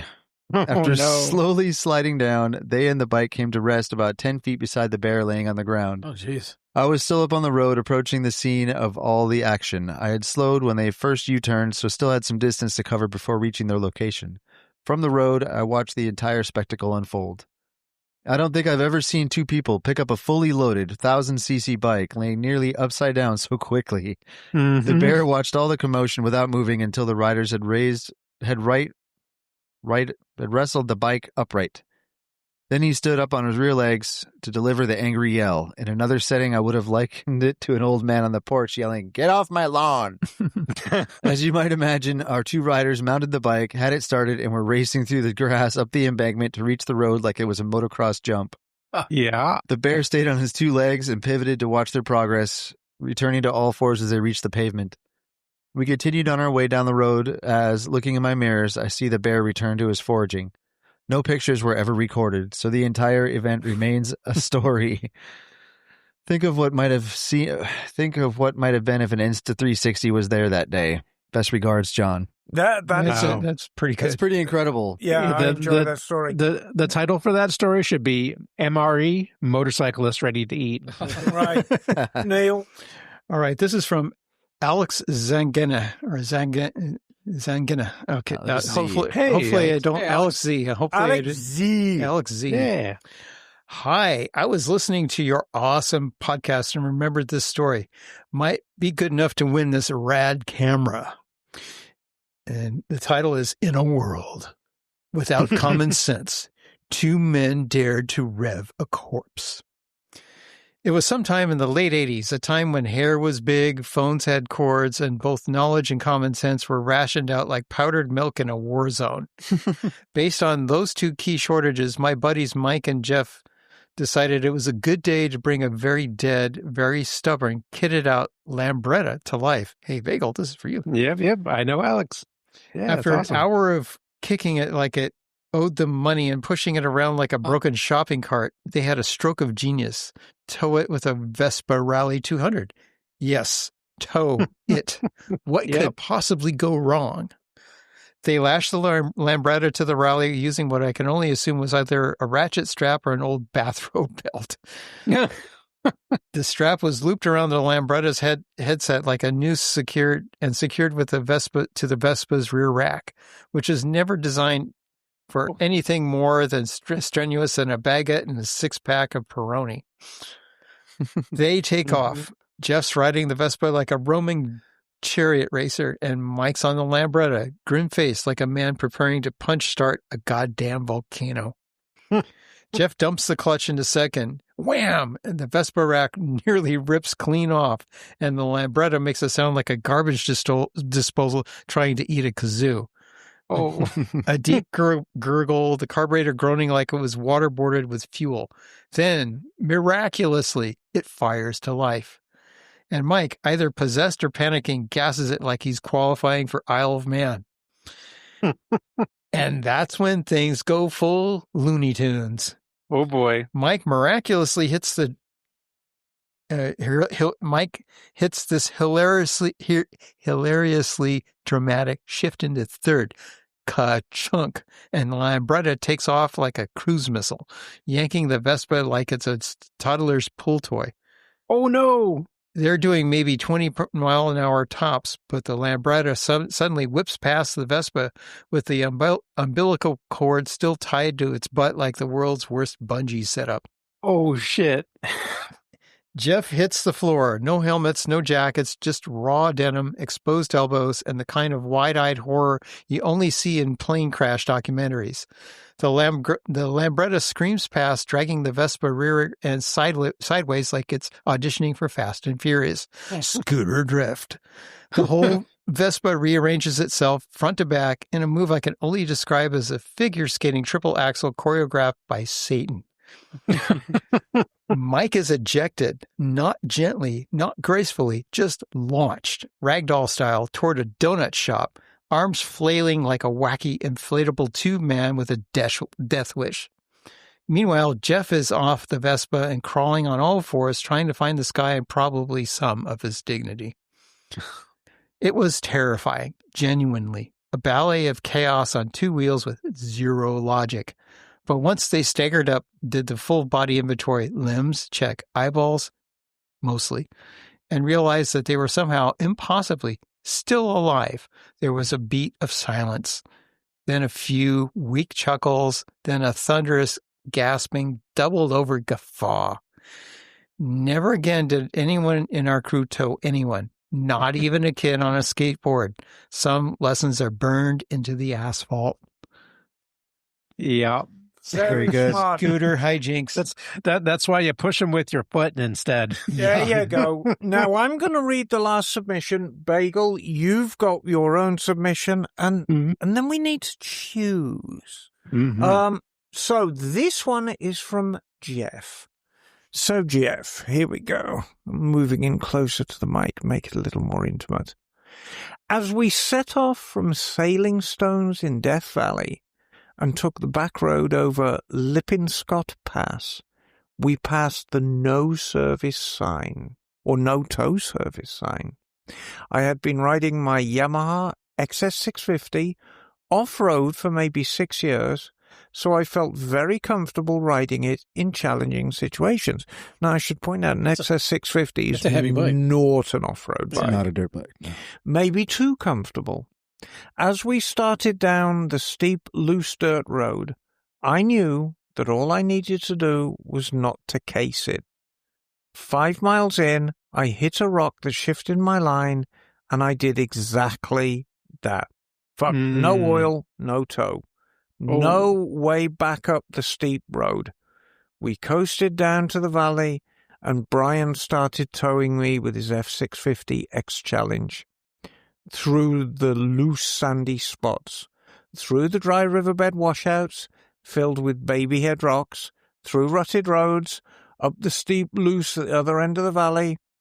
With 20 miles down, we reached the highway at sunset and decided to continue towing back to our motel in Beatty. Lit up by the Clearwater lights on Pete's R1200 GS, we finished this 90 highway miles to arrive back around midnight. If I had an Insta 360 on this epic adventure, I could perhaps be as famous as Ewan McGregor, or perhaps even more famous. Yeah. Perhaps. One never knows. And that is from Jeff. Very Thanks, good. Jeff. Bagel. Yes, there's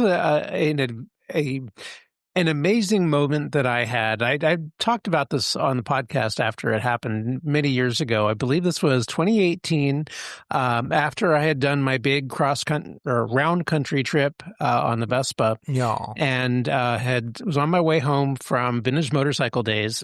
And Liza, I believe, had also ridden out that year.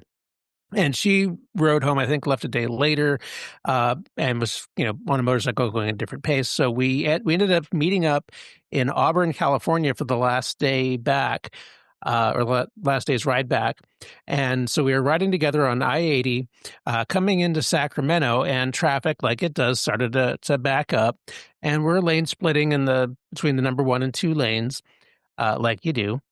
And when you're lane splitting and you kind of have a feeling that a car's going to pull out in front of you. Yeah. Your spidey senses start tingling. Well, there was a white Honda Accord in the number 2 lane that I saw up ahead, Arizona plates. And I just had a feeling like, this car might pull out in front of me. And sure as shit, as I was just almost up to the car, it pulled out right in front of me. And I slammed on the brakes, like locked up the front and rear brakes on my Vespa as the car's like coming into my lane. And just like the one listener described in the email with the Audi, I started going sideways, like drifting both front and rear tires locked up sideways on the highway in the left lane as this car is coming into my lane. And somehow, like, I got like almost to the car and let off the brakes at just the right moment and shot past the car, parallel to the car as it's coming into the lane, and then swerved around the front and continued lane splitting down past the car and avoided the collision. It was some stunt rider shit that I didn't know I had in me. Fantastic. And I just wish that I had a camera running at the moment when that happened, because I was like, oh my God, I would love to see that footage. That was just the most incredible thing I think I'd ever experienced. That is and That's worthy of Dan the fireman. Yeah, I mean, I was shitting bricks and counting my lucky stars. Did Bagel ever tell you about the time when he had to pull out quickly to avoid a child? Not that one time. He told me about all the times. Oh, you've gone so red, Bagel. So many times. No, that's a great story. So look, we need to pick a winner. And, you know, I don't know whether you've noticed a commonality. It's fucking animals, isn't it? Animals. It really is, yeah. You know, Fucking animals. so it's you know, they always say around children and animals, you know, you throw away the rule Got book, about don't 5 animal stories myself. you? Oh, I mean, do you have anything good you want to share, Doug, or... No, nothing I haven't shared already. Yeah. You know, I'm leaning towards 2. Yeah. I like the bear. Yep. The bear's pretty good. Yeah. The bear. We've, as far as I'm concerned at this stage, we need to choose between the bear and the snake. And I want to point out, all of these stories were wonderful. And Snake was the Aussie, right? yeah. Yes. Mhm. And a lot of my reasoning for choosing the snake was, God, Liza's going to be so pissed off about sending Well, that because stuff of to us. Australia, right? But it's a great story. They all were great stories. And I think it's so lovely that all our listeners wrote in and shared these experiences with us. And that's why I was so determined to read every one, because they're just great Yes, they are. stories, every Mhm. single one. And, you know, it's what we face when we're out there on the road. So, Especially riding in open country. right, Yeah. exactly. I think you read them both, didn't you, Doug? I did, yes. So, I mean, what are your thoughts? Did any of the other stories really stand out like that? I mean, there was I must admit, I like the idea of going very, the one very... with the Home Depot bag in the face probably That's a scared me the most, because Yeah. losing any kind of sight for even just a couple seconds. Oh, I know, it's wild. And there's nothing you can do about it. I can just Yeah. imagine what the Yeah. author was going through. And then stopping about 2 feet before the guardrail, knowing that you very well could have gone right the heck over. So, Yeah, and that's really scary. But like you said, I don't know how well it would have translated onto camera. Exactly, because that's Unless it was right on your helmet. Yeah. You know. it's a very, very personal thing. And on a Yeah. note like that, I used to play a game when, years and years ago, I used to live out in the country, and I'd be driving along in my Jag with my friend Kathy, and I'd get it up to about 100 miles an hour on a country road and just turn the lights out. Yeah. Oh, my God. And she would, I love doing that. And you one can't day- do it on modern cars. No, you can't do it because the lights are on. So I'd just turn the lights out at like 100 miles an hour, and you're on this 2-lane road. And I remember once I turned the lights out, and then I pulled them back on. They didn't come back on. Oh, fucking Jag, right? Prince of And Darkness. I'm like, oh my God, what do I do? And you could and my eyes just adjusted enough Just enough, yeah. that you could just see the hedgerows, and it just, oh God, talk about it. Underpants Pucker filling moment. moment. So no bustle in your hedgerow there. So should we all say our favorite? I'm leaning towards At the moment, I'm torn between snake and bear. Any takers for you, John? They were my 2 top ones, but I'm gonna have to go with the bear. Okay. I'm thinking bear as well. I would love to see that grizzly rear up. Because it involves a V-Strom. A bear. Bagel? Yeah, I'm going to go for the bear too. We have a wiener. We have who was that? Who was that written by? That was the long one, right? Yeah, that was from John Button. And that's definitely John who wrote that. John Button.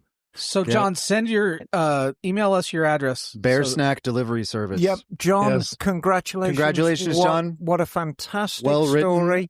Very concisely written, lovingly read by our very own Doug. Ta-da. You have just won the absolute latest model of Insta That's 360. awesome. Congratulations. And the only thing I'm going to ask of you, John, because you've won it and it's yours. Do a little video of you riding. Send us some video. And send us some video in of you Alaska. riding. Do a bear impression. Yeah, exactly. We'll find those bears in Alaska again. Absolutely. But no, I think that was very, very well written, very well put together. Yep. And to all of you that wrote in, thank you so much. Great submissions. Awesome. What a Yeah, great good stuff. competition. What are we going to do for the next one? Because it's clear that people like it when we give them shit. Yeah, It's right? true. It's amazing. Grab you motorcycle riders.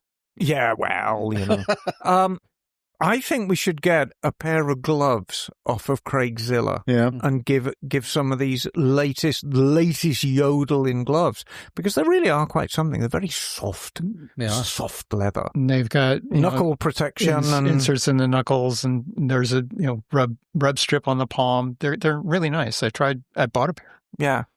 Now, so answer me this, riddle me this: why don't gloves come with like a water wicking thing on the index finger so you can wipe your visor? There's gloves that have I a have a pair. squeegee on the Mine thumb. has a squeegee on the thumb. Yeah, I have a pair too. Yeah. Yeah. My Because, my tour bastards that I bought a long time ago. Years and years ago in England, we had this thing called a V-wipe, and it was like a tube with a blade on it, and it was made of very, very soft. And you could put it on your willy if you wanted, but the idea was you put it on your forefinger, and it was like windshield wiping. Yeah. And I've never seen one since. I bought one of those at Cycle Gear, I think, for a couple bucks. It's just a rubber thing you put over your... and I used it, and I was like, this is not going to work. Well, that's better, because, I am tired of riding in the rain, and you wipe, and then whatever just filth you have on your gloves and disgusting But shit just how ends up long smeared does up. that last? And it lasts 2 seconds. Well, so, it makes it worse. If you get it even wrong. if you get a working one, you're in the rain, you're just constantly doing this. Yeah. It's worse when you got waving your thumb. Everybody thinks you're waving at them. having glasses is even worse too. Maybe You got maybe fog. the maybe the trick is to treat your visor with Rain-X or something like Yeah, that. I just Right. turn my head, and then the water goes. Just. Yeah. What do you have there? I have another email that's non-related to the. Well, you better 360. bloody read it then, you bloody. This is from. He was here today. Misfit David. Oh yeah, David. He's a good egg. Yeah. Hey, Misfits. Thanks for hosting an awesome rally. Michelle and I loved it and plan to attend again. The rides were great. We loved the food, and the company was fantastic. Yeah, we got Michelle off road on that Rebel. I know, first. Oh, fantastic. The activities were fun, and Michelle loved her award. The fact that the award was made by Miss Emma made it extra special. Oh, fantastic. Sending a big hug out to Liza, Matt, and all the Misfits that worked so hard to make the event special. I wanted to invite any and all Misfits to come and join the famous Farkled Hector and myself for a dual sport adventure ride and camping weekend in the Sierras on the weekend of June 7th. We will be camping in the Stanislaus National Forest at Sandbar Flat Campground. This is a fantastic area for riding forestry roads, and the Crandall Deer Creek OHV area is close by. Search Facebook for Gooseberry 4N34. That's goose, like the animal, berry, 4, and like Nancy 34, to reach me if you have any questions. I'll be arriving on Thursday to do some fishing in the Stanislaus River and may stay through Monday or Tuesday. After listening to your podcast on the One Show and discussion on the benefits of belt drives, it occurred to me that when I was young, I remember that many bikes came with this god-awful, ugly chain cases. It seems that a case and an auto oiler would solve many of the issues with a chain drive. Why aren't they available now? Right. Second question. While I was listening to some drunk people from Cleveland discussing flushing the brake system on a bike with ABS, they stated that you need a device to activate the ABS unit to flush it properly. I would not recommend this to anybody, but I activate my ABS by locking up the brakes on the dirt road. That's what Then I I do just with mine. accomplish the same thing It that the works. dealers do when their devices activate the ABS. So I'll tell you very, very quickly how ABS system works. When you on a normal bike, you have a head of fluid. You have a chamber of fluid and a lever. So let's just deal with the front. You pull in the lever, a piston pushes fluid, which is taken from the reservoir that sits above, down a hose to a larger piston in the caliper or multiple pistons, and they squeeze the pad against the rotor. Everything's gas and gators. It's wonderful. With an ABS unit, what happens is it goes into a box, and it's a very, very clever box. And the box basically has a motor inside it, which has an impeller, which pushes brake fluid around. And the system of one-way valves. So basically, the way ABS works is it measures the rotation of the front wheel, it measures the rotation of the back wheel, and as long as they're within, 5, 6, 7% of one another, it's fine. When they go out of whack, then the ABS system is operated, and it cuts pressure to the brake momentarily, and then the motor spins up and it reapplies pressure, not uniformly but in little pulses, pop, pop, pop, pop, pop, pop, pop, pop, pop, pop, pop. And the idea is it stops the wheel locking. And then if it goes out of whack again between the rotation of the front and the rear, then it locks up again, so the brake fluid can't get through, so the offending wheel is freewheeling, and then when it reaches equilibrium with the other wheel, then it starts braking and pop, pop, pop, pop, pop, pop, pop, pop. It's very, very basic of how it works. It happens in an absolute millisecond, but yes, the Cleveland guys are absolutely right. You need to power up that motor to bleed ABS brakes properly. I've got a little jig I use at the shop with a system of plugs, and you unplug the electrical side of the ABS box, and I plug in my little jig, and I power up the motor, and it goes brrrr, and then I bleed the brakes. And it's very, very...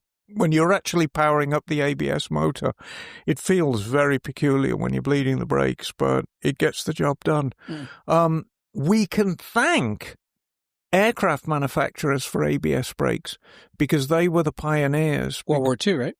Yeah, absolutely. And good old Dunlop were really pioneers.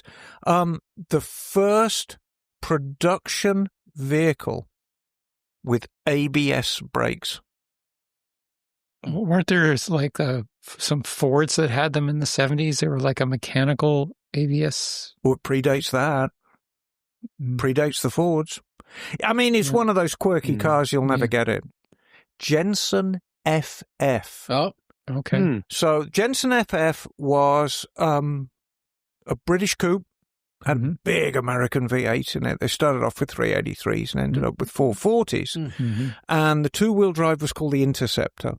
Right. And then they did a four-wheel drive version, the FF, which stood for Ferguson Formula, because Ferguson of Massey Ferguson, the tractor guy, did a very, very nice four-wheel drive system. So you could basically buy a four-wheel drive for 383 powered Jensen Interceptor, and it came with ABS brakes as standard in 1966. wow. Very, very complex. And had you actually used that system, you'd be amazed how slow it was. You'd mash on the brakes and you'd feel it go thump, thump, thump. It was that slow. Very rudimentary.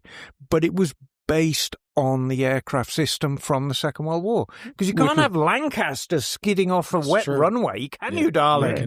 You cannot. That's a mechanical system, right? Oh, absolutely. 100% mechanical. Wow. It was just, it's, that's how, but ABS systems, it's like braking systems can trace their roots back to a wooden block being pressed against the wheel. It's all about friction, darling. And ABS systems have never deviated from the way they work. They turn a full application into a pulsed application. And if you pulse the application, it is a lot harder to lock the wheel. Was BMW the first motorcycle? I think so, yeah. The 100? Yeah, and the K75 and the 100. I had one. And that was, early 80s, wasn't it? Big old thing, this 85. giant tank on it. Yeah, 85. But, things we take for granted now. Yeah. And, I try not to be a technophobe about it. I mean, it's all very well for me and people like me who've been riding, really since the dawn of times. I don't need ABS.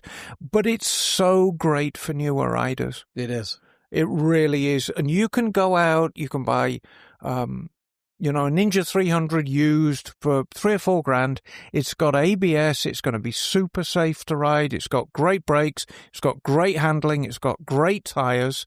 It's about as safe as you can get an entry-level motorcycle to be. And you can really concentrate on learning your craft. And I don't agree that I think if you're riding a bike with ABS and you're riding a bike with traction control, it's going to make you ultimately a poorer rider than someone who grew up riding bikes without those things. I think there's so many facets to riding well. It can only enhance your riding. I think it's the more safe technology you can put into a bike, the better.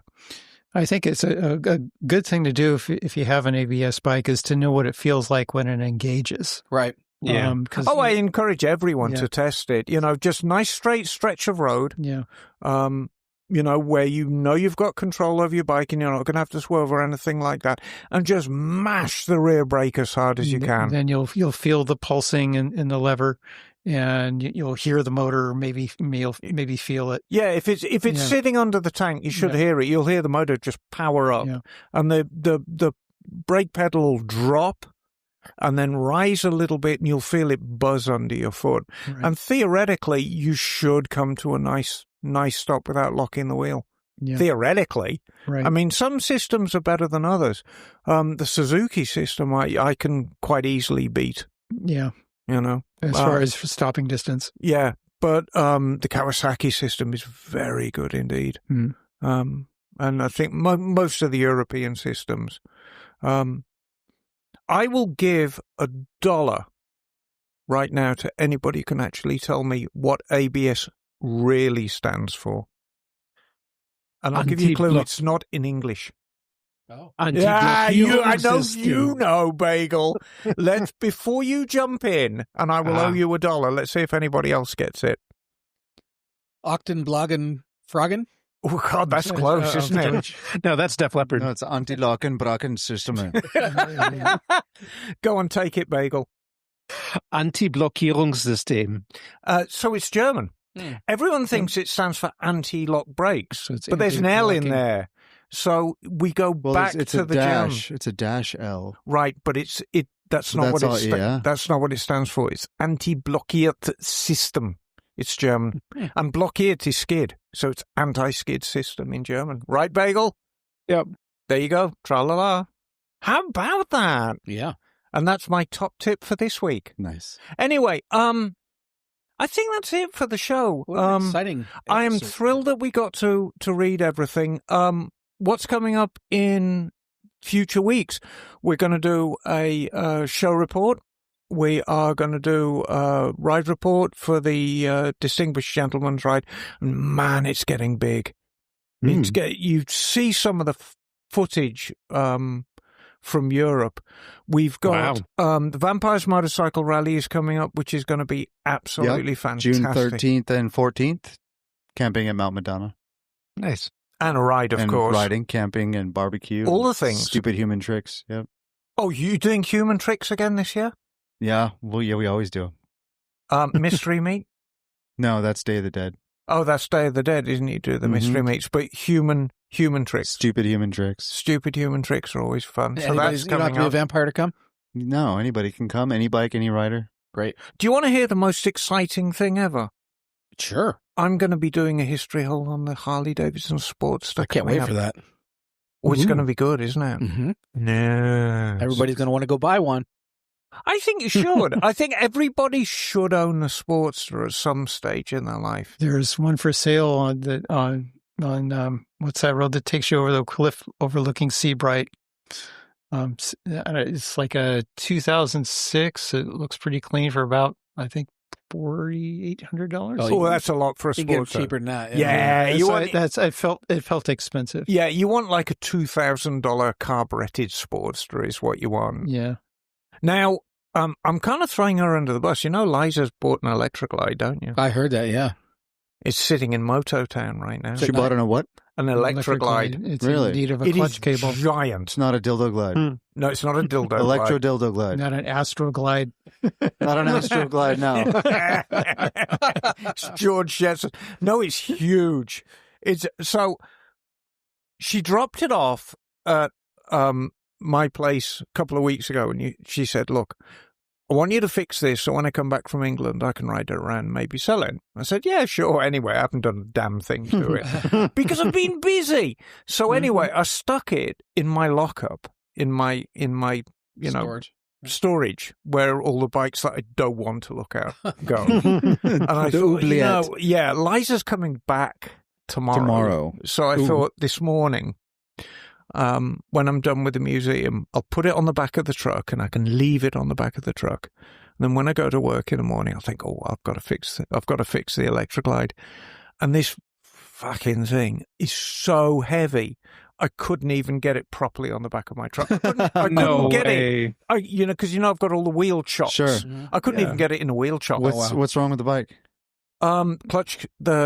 Someone tried to put a clutch cable on it and made a horse's ass of it. Battery's dead, fuel system. So it's the usual thing. I've got to figure out what's gone wrong with the clutch. And I've got to resurrect a bike that hasn't run in maybe 9 months. Oh boy. But the tires are flat and it's like a 900-pound motorcycle. I tell you what, though, when you see it, it is quite a good-looking bike. It's black with orange pinstripes, so it's a very traditional paint job. And I think Liza riding it, it'll be quite something to see. Does it have tassels? It will. Yeah, it will. Orange ones. It by the will time when we Liza's finish. done with it. Timu tassels. Personally, yeah. Timu tassels. I think we should buy some Timu tassels for it. Like plastic. She's into those. Yeah. We know. But no, it's God Almighty, it's huge. Is there any pee in the airbox? There will be when I'm will done be. with it.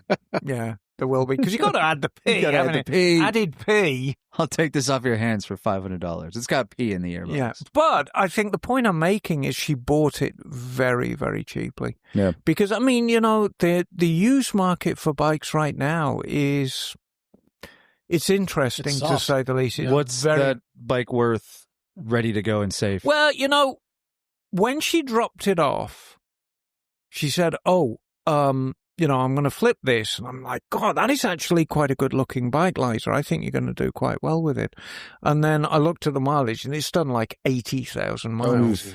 So it's got a ton of miles on it. And, of course, all our Harley listeners go, there's nothing for Harley. And that's, to a certain extent, that is true. But hawking a used bike with late 70s on it is going to be a hard sell. I think it's a $5,000 bike. Okay. And I mean, $5,000, it buys you a bike with saddlebags, a top case, a radio, a full fairing, and a big, lumpy V-twin engine. And it's a good-looking bike. I mean, if you were to ride it to Hollister at the biker weekend, that is a nice-looking bike. It's quite nostalgic. Which they're doing again this year. They are indeed, and we shall be there. 4th of July. But, people would look at it and say, that is a nice-looking bike. It's a friggin' electric glide, so it's the size of a truck. But, yeah, I don't know. I mean, she bought it well, and she's going to make money out of it. Whether she'll be able to retire on the money she makes from it, I really don't know. I'll know when I hear it. I mean, it's either going to, when I finally get it running, which may be tomorrow, it may be Tuesday, I will either be pleasantly surprised and I'll think this thing sounds great, or I'll just like, you're done, Liza. Because that's generally how it works out. You know, there's no, this sounds okay. I mean, it's either going to sound like two skeletons duking it out in a biscuit barrel, or it's going to be like, oh, this sounds good, you know? So, you know, we'll see. We'll see. Her fate hangs on a new battery and a clutch and a, you know, and a nothing ventured, nothing gained, right? Yeah, and I mean, you know, for what she paid for it, I think I might have, you know, dipped my toe in at that kind of money. So anyway, with that, I think it's time to get out of here. Thank you all to our listeners for wasting a perfectly good 90 minutes of your time listening to this complete nonsense, and we do appreciate it.